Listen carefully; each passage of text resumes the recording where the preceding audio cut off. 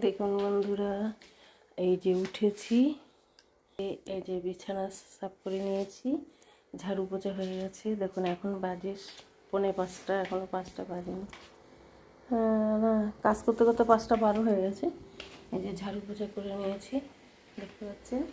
এবার উপরের জন্য রেডি হয়েছে। দেখুন ঝাড়ু পোছা করে নিয়ে মুখ ধুয়ে রান্না বসিয়ে দিয়েছি, আমি দেখাচ্ছি। এখন দেখুন আমি উপরে এই পোছার ডান্ডা, এই কাপড় জামা ধোয়ার উপরে নিয়ে যাচ্ছি। উপরে যখন ঝাড়ু পোছা করবো দেখাবো। তো আমি নিচেটা করে নিয়ে কি করছি, মুখ টুক ধুয়ে নিয়েছি। এখন নাস্তা বানিয়ে নিচ্ছি। বানাচ্ছি কি আজকে মেনু, একটা সিম্পল গরিবের যেটা হয় মধ্যবিত্তদের, যে সকালে কিছু একটা দিয়ে রুটি খাওয়া। তো আমরা এখন বানাচ্ছি লাউয়ের তরকারি।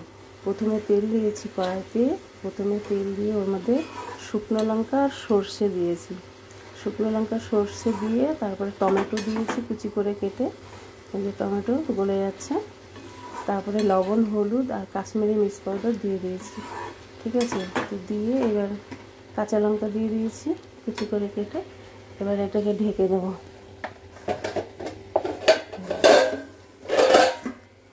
ঢেকে দিচ্ছি, এটা হতে থাকুক। ততক্ষণে আমি আবার একটু ওষুধ খেয়ে নিই। আমার আবার থাইরয়েডের ওষুধ খেতে হয় বন্ধুরা, জানেন, কম না।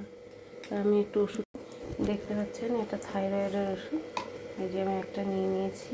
তো এখন আমি জলটা নিচ্ছি।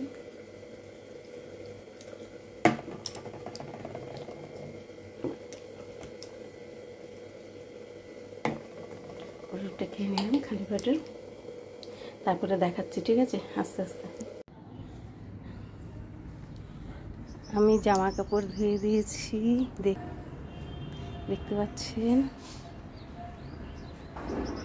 জামা কাপড় ধুয়েছি, ফুল গাছে জল দিয়েছি, যে 2-4টে ফুল গাছ আছে, জলও দেওয়া হয়ে গেছে। এবার নিচে যাব।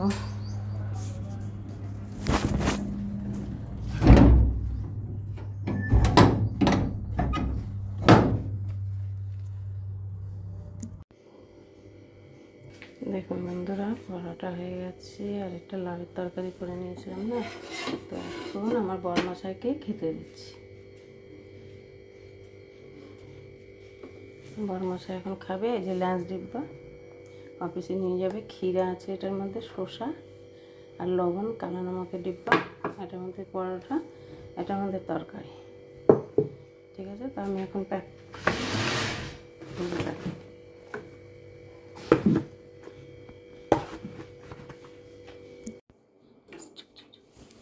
এই যে বরমশাই লাউয়ের তরকারি, পরোটা আর কেলা খেয়েছি, কেলা। সব ভিডিও দেখিয়ে দিয়েছি সকাল থেকে বিকাল পর্যন্ত। এই সকাল থেকে কি আমি করেছি এই পর্যন্ত। এখন 10:30 বাজতে যায়। দেখুন রান্নাঘর একদম পরিষ্কার, ঠিক আছে। আর আমি দেখিয়ে দিয়েছি। তাহলে আশা করি সবাই ভালো আছেন, আর আমিও ভালো আছি।